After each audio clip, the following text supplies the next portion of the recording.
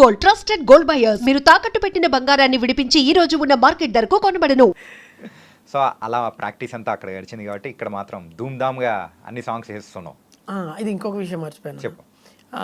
ఈ ఫీల్డ్లోకి నేను ఇంత బాగా సక్సెస్ అవుతున్నా అంటే అయినా అంటే ఇంకో సావాసం ఏంటంటే మా గురువు గారు ఓకే పోలోజు సత్యం సార్ అని చెప్పి ఆయన ఫోక్లో ఎంఏఎం ఫీల్డ్ చేశాడు. ఆయన మన రాజు కనకల్ల సార్ వీళ్ళంతా ఒకటే బ్యాచ్ ఓకే ఓకే తెలుగు యూనివర్సిటీలో.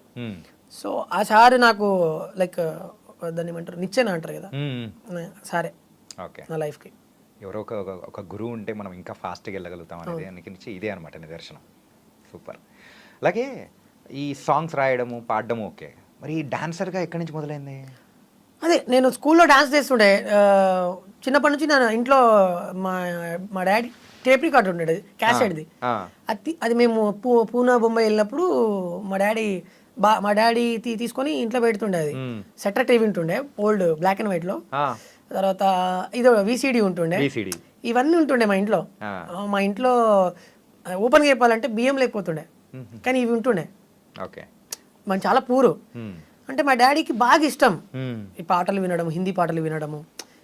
మా ఫ్యామిలీలో అందరం వింటాం, పాటలు వింటాము, మేము బాగా ఎంజాయ్ చేస్తాం అనమాట. సో అట్లా డాడీ తీసుకొచ్చి ఇంట్లో పెట్టిండు అది.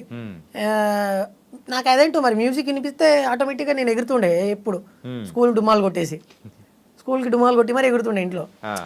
అట్లా అట్లా నాకు డ్యాన్స్లో బాగా ఇంట్రెస్ట్ వచ్చింది. పెళ్ళిళ్ళలో చేయడము. మా విలేజ్లో నాకు వరుసగా మామ అవుతాడు. ఆ మామ పెళ్ళిళ్ళలో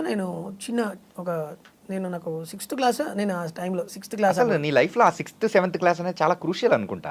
ఏంటంటే ఒక లిరిక్స్ రాయడానికి కానీ అండ్ దాంతోపాటు ఇలా డాన్సింగ్ మరి నీ కెరియర్ మొదలెట్టడానికి కానీ మంచిగా ఉపయోగపడినట్టుంది. ఆ 6th క్లాస్లో నేను అసలు నేను వాళ్ళ ఇంట్లో కూడా వెళ్ళే పరిస్థితి కాదు. అయినా కూడా ఎక్కడో నేను బాక్స్ దగ్గర బయట పెడతాడు. పెళ్ళి రేపు ఉంది అనగా అంతకంటే ముందు రోజు బాక్సులు బయట పెడతారు కదా ఊర్లో వినిపించడానికి. ఆ స్పీకర్ దగ్గర మేమందరము చిన్న పిల్లలు డాన్స్ చేస్తుండే. ఆ స్పీకర్ నుంచొని డాన్స్ ఎగురుతుంటుంటే నేను ఒక్కడే వెరైటీ చేస్తుండే. అంటే లైక్ నా మూమెంట్స్, బాడీ మూవ్స్ అంతా డిఫరెంట్ ఉంటుండే. అది చూసి ఆ ఇంట్లో వాళ్ళందరూ చూసి నైట్ నన్ను స్టేజ్ ఎక్కిచ్చేసి డైరెక్ట్ వాళ్ళు స్టేజ్ ఎక్కిచ్చి అరే చేయరా డాన్స్ బాగా చేస్తాను, నీకు పైసలు ఇస్తామన్నారు. అమ్మ పైసలు ఇస్తారా, డాన్స్ చేస్తే పైసలు ఇస్తారా, డాన్స్ చేస్తే పైసలు ఇస్తారా అని చెప్పి సరే ఓకే బాగుంది అని చెప్పి డాన్స్ చేసా. సాంగ్ చమ్కా చమ్కా చమ్కీ చిరుత సాంగ్ అప్పుడే రిలీజ్ అవుతుంది. సాంగ్స్ ఆడియో రిలీజ్ అయింది. సో అది బాగా వైరల్ అవుతుంది సాంగ్ అప్పటికే. నాకు అది బాగా నచ్చింది పాట. ఆ సాంగ్కి నేను డాన్స్ చేశా. నాకు ఆ టైంలో ఆ పెళ్లి కొడుకు ఎవరైతే ఉన్నాడో ఆయన 100 రూపీస్ ఇచ్చిండు నాకు వచ్చి. నాకు 100 రూపీస్ అంటే వామ్మో ఇదేంది అనుకున్నా. 100 అంటే మనకి ఇప్పుడు 1000తో లెక్క. 1000 కూడా కాదు, 1 lakh నాకు అంటే ఆ సిచ్యువేషన్ అప్పుడు లైక్ ఓకే డాన్స్ చేస్తే ఇలా ఉంటుంది అని చెప్పి నాకు ఇంకా బాగా ఇంట్రెస్ట్ వచ్చింది. ఇంకా చేయాలని చెప్పి. సో ఆ రోజు నుంచి స్టిల్ ఈ రోజు దాకా డాన్స్ అంటే ప్రాణం. డాన్స్ చేస్తూనే ఉంటా, ఏదో ఒకటి నా మైండ్లో నడుస్తూనే ఉంటుంది ఈ ఫీల్డ్ వరకు. మరి ఈ డి అనేది ఎట్లా వచ్చింది అసలు? అది డి అంటే ఇప్పుడు లైక్ ఫోక్లో నేను కొంచెం సోమశిలి సాంగ్ తర్వాత బాగా కొంచెం ఫేమ్ వస్తుందని చెప్పి సెలబ్రిటీ సీజన్స్లలో మంచి డాన్సర్ కావాలి కొంచెం తెలిసి ఉన్న వ్యక్తి అయితే బాగుంటుంది అని చెప్పి వాళ్ళు, అందుకే కదా అంటే దాని పేరు కూడా సెలబ్రిటీ సీజన్ పెట్టారు. First one second one second season. Okay. So చిట్టి మాస్టర్ సజెస్ట్ చేశాడు నన్ను. రాము రాథోడ్ ఉన్నాడు నాతో చేసినోడే మనోడు. ఆ తర్వాత ఇప్పుడు మంచి ఫేమ్లో ఉన్నాడు. సో మనోడే తీసుకుందాము అని చెప్పి చిట్టి మాస్టర్ మళ్ళీ టీంకి సజెస్ట్ చేస్తే వాళ్ళు నాకు కాల్ చేసి రాము గారు మీరు మా డీకి కంటెస్టెంట్గా చేస్తారా, సెలబ్రిటీ సీజన్ 2 చేస్తున్నామని అంటే నిజమా అనిపించింది. అసలు అనుకోలేదు కదా, అస్సలు ఎక్స్పెక్ట్ చేయలే. కట్ చేస్తే వెళ్ళిన తర్వాత నా 100% ఎఫర్ట్ పెట్టా. అండ్ చాలా మందికి నిజంగా ఓపెన్గా ప్రతి ఒక్కరు కలిసిన వాళ్ళందరూ బ్రో నువ్వు విన్ కాలేదేమో కానీ మా దృష్టిలో నువ్వు విన్నర్ బ్రో అంటారు డైరెక్ట్. సో నిజంగా నాకు చాలా హ్యాపీ అనిపిస్తుంది అప్పుడు. వాళ్ళు అంటున్నప్పుడు.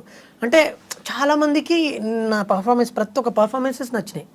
అండ్ నేనంతా 3-4 గంటల వరకు నైట్ ప్రాక్టీస్ చేస్తున్నాడు.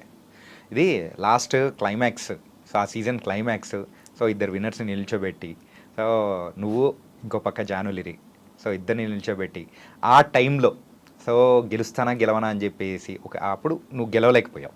సో అప్పుడు దాన్ని ఎలా యాక్సెప్ట్ చేసుకుని మనం ముందుకెళ్ళావు చెప్పు. నేను లైక్ నాది గ్రాండ్ ఫినాలే 11-1లోనే నేను ఎలిమినేట్ అయ్యా.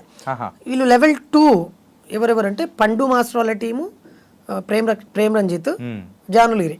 సో వీళ్ళిద్దరూ లాస్ట్, మనోడు రన్నర్ అప్, మన జానులిరి విన్నర్. సో నేను థర్డ్ వన్ అనమాట. సో లెవెల్ 1లోనే నేను ఎలిమినేట్ అయ్యా.